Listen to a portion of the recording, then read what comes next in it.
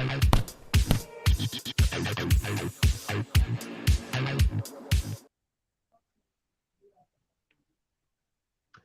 boxing fans around the world. Thank you for joining me once again here on Talk and Fight.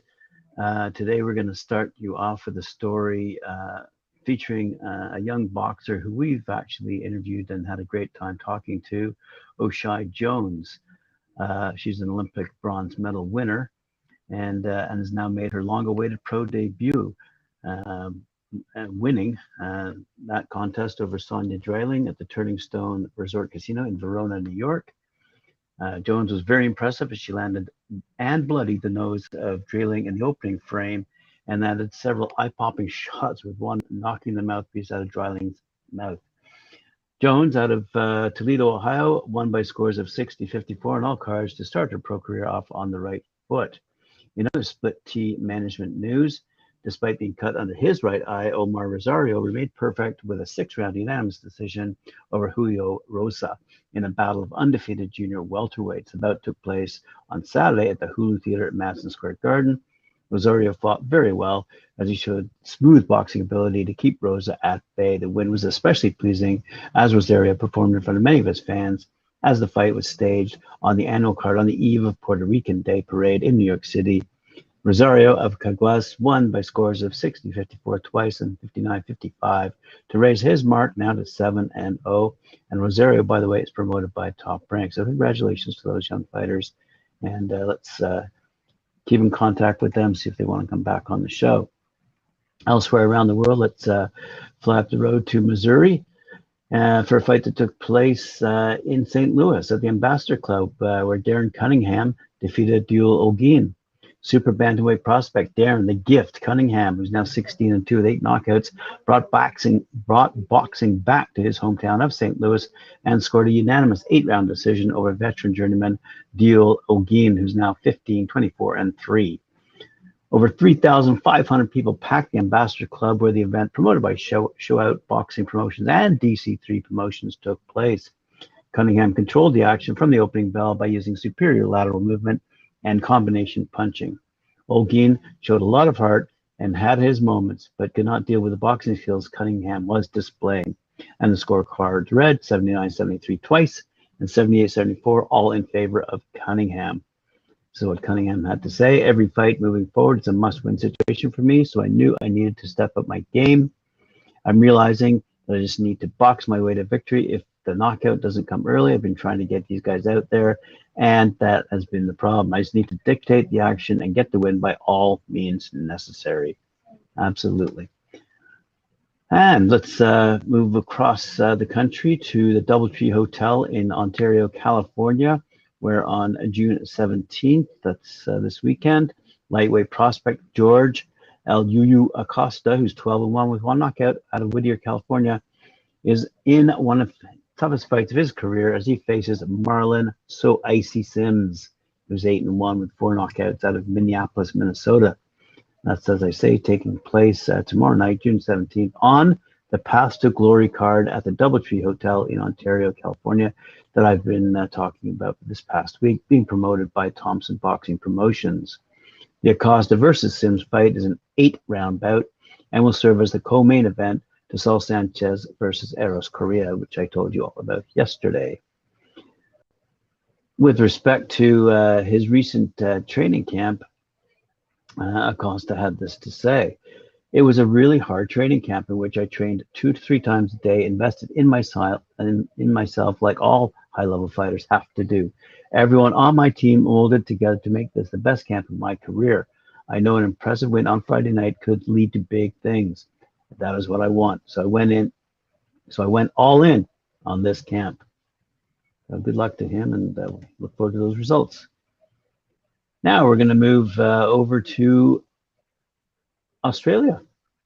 Liam Paro versus Brock Jarvis will clash in a 12-round super lightweight contest as Eddie Hearn and Matchroom break new ground with their first show in Australia scheduled for September.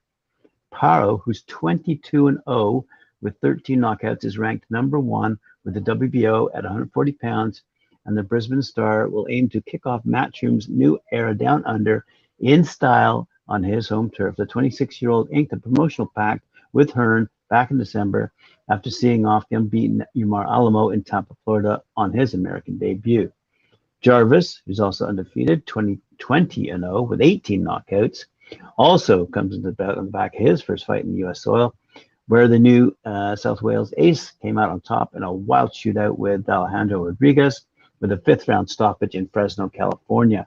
The 24-year-old recorded his 18th win inside the distance from 20 fights that night, and the fans can expect an all-action affair as do Hearn and Matchroom, I'm sure. My rankings speak for themselves. I've taken no shortcuts to get here, said Paro. I ain't losing to a guy who isn't at my level. His team will quickly realize they made the wrong decision chasing a fight with me. On fight night, I'll show you why I'm rated #1. Matchroom Boxing is the biggest promotional company in the world, and it's fantastic for their come to Australia, said Jarvis. I'm really proud and excited to be part of their first event here, and I'm looking forward to putting on a show for everyone. So they should. Good stuff.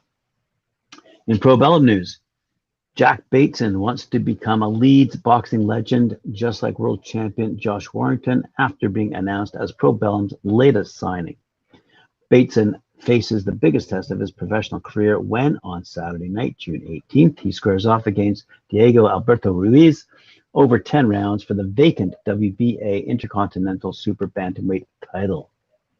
A win for the 27-year-old in front of his hometown fans at Elland Road should catapult the former GB amateur firmly into the world rankings.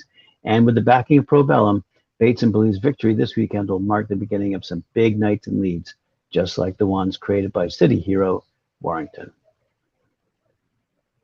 He says, Josh Warrington is a big pal of mine, and we've all seen what he's achieved. And I know if I work hard and stay grounded, then I can get to that point too. And it won't be long before I'm filling out the first direct arena, just like Josh does, but I need to get past Ruiz first. Saturday will hopefully be start of some very big nights for me, and I know that Leeds fans will get behind me as they always have done. And now we're going to pop over to Ireland, where Queensbury has an announcement. Irish super lightweight star Pierce O'Leary has signed a promotional agreement to fight under the Queensbury banner and to be managed by Francis Warren. The 22-year-old will make his Queensbury bout on July 16th at the Copperbox Show, headlined by Hamza Shariz versus Francisco Emmanuel Torres, where he'll contest the vacant WBC Youth Super Lightweight title. Currently 9-0 as a professional with 5 knockouts to his name, O'Leary is quickly becoming a genuine contender in his division and has thrilled fans with his bludgeoning power and improving ring craft.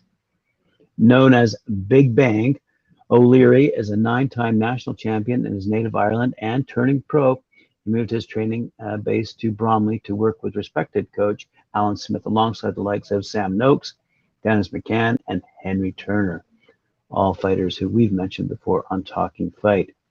He said this, I'm excited to be with Queensbury, and I'm looking forward to big things ahead. Said the Dubliner, who trades in the currency of knockouts, with 4 of his last 5 requiring the intervention of the referee to end proceedings. When I'm in the ring, I expect a knockout because I'm coming to hurt them. I'm not in there to tittle anyone up. I'm in there to get the job done, go home safe and sound, and feed my family. When I am in there, I go all guns, and that's it. Well, good words. All righty, let's have a quick look here. Oh, yes. Our last story of the day features a young fighter out of Malawi. And we rarely, and I mean rarely, hear anyone coming out of that country, but here we go. Here's a nice little profile. Unfortunately, record keeping in certain African countries still leaves a lot to be desired, even in 2022. So it's hard to say what to expect, what the exact pro record of UBO's title challenger, Hanek Fury from Malawi, is. When he fought Cosmas Chika for the UBO International Lightweight title in Tanzania, his statistics were reportedly 10-1, while only 2 bouts, both wins, had found their way to BoxRec. Only 22 years of age at the time and reigning Malawian national champion, he did very well against the much more experienced Cheka, a former UBO World Super Featherweight champion, but lost a disputed split decision and fell to 10-2. Since then, Fury, who's 24 years of age, has boxed at least 3 times, according to BoxRec, and proved himself in a big way as one of the most promising youngsters fighting out of Africa. In April of 2021, back in Tanzania, he captured the World Boxing Federation All-Africa lightweight title with a dominant 9th-round stoppage of local man Jonas Segyu. And 6 months after that, also in Tanzania, he fought former WBO World Lightweight champion Salimu Jengo, 16-4, to a draw over 10 rounds. And 6 weeks later, he stopped compatriot Bryson Gowani in 7 on home soil in Malawi. Now a super lightweight, his record should be 12-2-1 if previous reports are accurate. But it could be even better if additional bouts were not reported properly to BoxRec. It's not crazy to suggest that Hanik Fury will make some noise in years to come, no matter what his actual pro record currently is. Ends the story. Well, thank you for joining me here on Talkin' Fight. I appreciate it. Remember to like, share, subscribe. I'll see you later on with Mike Core and Cedric Ben at 4 p.m. Eastern Time for their show, Knuckle Up.